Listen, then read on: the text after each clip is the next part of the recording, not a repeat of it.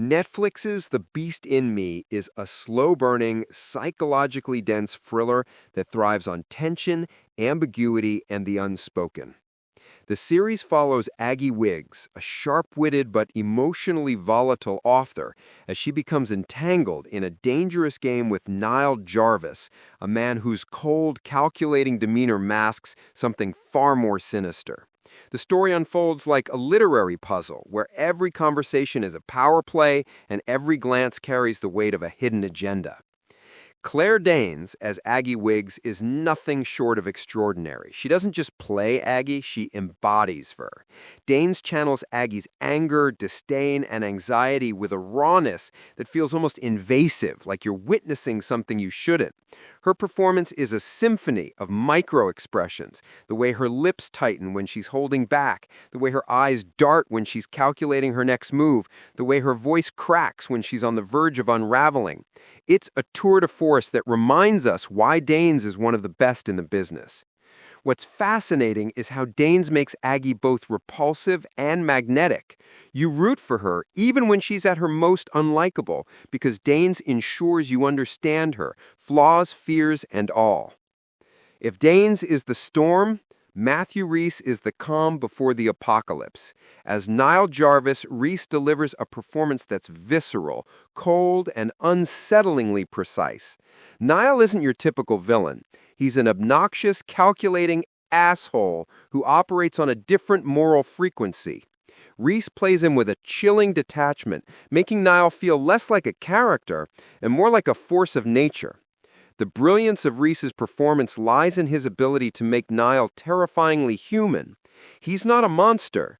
He's a man who has chosen to be one. There's a scene where Nile delivers a monologue with a smile that doesn't reach his eyes, and it's one of the most unsettling moments in the series. You believe, without a doubt, that he's not like us, as his brother stated multiple times. The Beast in Me isn't interested in cheap jump scares or convoluted plot twists. For the most part, it marinates in psychological tension, letting the dread simmer until it's almost unbearable. The series is smart, subtly nuanced, and deliberately paced. It's less about what happens and more about why these characters are the way they are, why they're drawn to each other, and why they're willing to destroy themselves and others to win.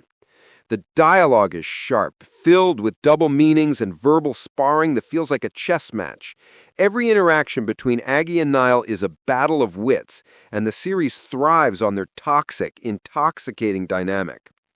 At its core, this series is about identity, how we construct it, how we weaponize it, and how it can be stripped away. It's also about power, who has it, who wants it, and what people are willing to do to keep it. The series asks uncomfortable questions. How well do we really know the people we love? How well do we know ourselves? Aggie and Nile are two sides of the same coin, brilliant, broken, and dangerous. Their relationship is a dark mirror, reflecting the worst and sometimes best parts of each other.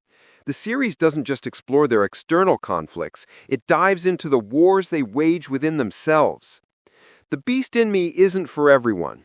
It's slow, demanding, and unapologetically bleak. But if you're a fan of intelligent, character-driven thrillers, this is must-watch television.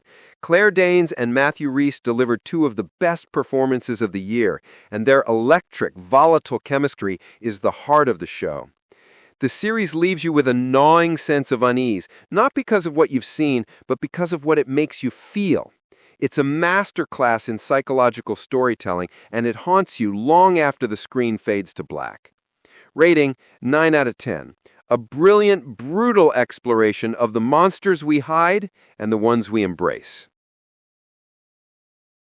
Hey, want more Right Flicks reviews? Don't forget to hit like and subscribe. We would greatly appreciate it.